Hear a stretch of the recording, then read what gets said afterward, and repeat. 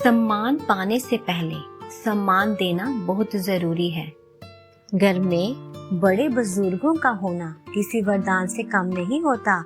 जिस घर में बड़ों का आशीर्वाद रहता है वहाँ पर हमेशा सुख शांति, परिवार में खुशहाली, समृद्धि बनी रहती है। जहाँ हर बच्चे की सुबह माँ बाप के पैर छूकर शुरू होती है और वे हर नेक काम के लिए अपने घर के वरिष्ठ नागरिकों का आशीर्वाद पाकर ही घर से निकलते हैं, उस घर में सुख की कोई कमी नहीं होती। बूढ़े लोगों को जो बोझ समझते हैं वो कभी खुश नहीं रह सकते। जिन माँ बाप ने उन्हें पाला पोसा, बड़ा किया, काबिल बनाया, फिर क्यों इंसान ये सब भूल जाता है, क्यों उनको बोझ समझने लगता है। ये मत सोचो कि ऐसा करके वे बहुत खुश रहेंगे। जो किया वो वापस आएगा। कोई भी किया कर्म कभी खाली नहीं जाता। उसका फल मीठा हो या कड़वा खाना तो पड़ेगा। एक समय की बात है कि एक लड़का अपनी बूढ़ी माँ को वृद्धाश्रम में छोड़ आता है। एक दिन गर्मी का समय था।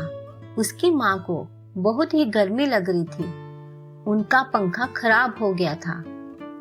उन्होंने अपने लड़के को फोन किया और कहा, मुझे तुमसे कुछ जरूरी काम है, तुम यहाँ पर आओ।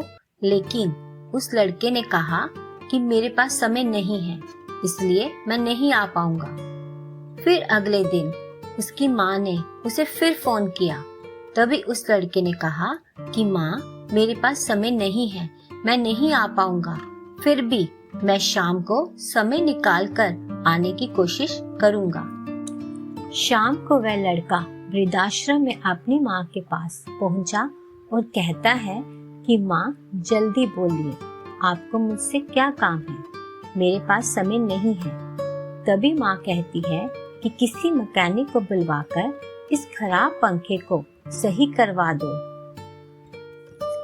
जब उस लड़के ने अपनी बूढ़ी माँ की ये बात सुनी तो वह गुस्सा होके कहने लगा कि इतने से काम के लिए मुझे बुलाया है, ये बात तुम मुझे फोन पर भी तो कह सकती थी। तभी माँ कहने लगी कि बेटा, मैं ये पंखा मेरे लिए नहीं बल्कि तुम्हारे लिए सही करवा रही हूँ। दरअसल जब तेरे बच्चे बड़े होंगे तो तू और तेरी बीवी मेरी तरह बूढ़े हो जाओगे, तो वे भी वृद्धाश्रम में तुझे यहाँ पर छोड़कर चले जाएंगे और ये पंखा तुझे हवा देने के लिए काम आएगा, इसलिए मुझे पंखा सही करवाना है। ऐसा सुनकर लड़के की आंखों में आंसू आ गए और वो पूरी बात समझ चुका था।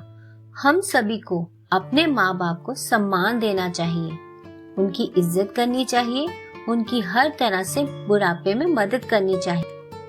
जितनी करोगे बुजुर्गों की सेवा, उतनी पाओगे समृद्धि और मिलेगा मेवा। आप खुश रहें, मुस्कुराते रहें और अपने बड़ों का आशीर्वाद सदा पाते रहें।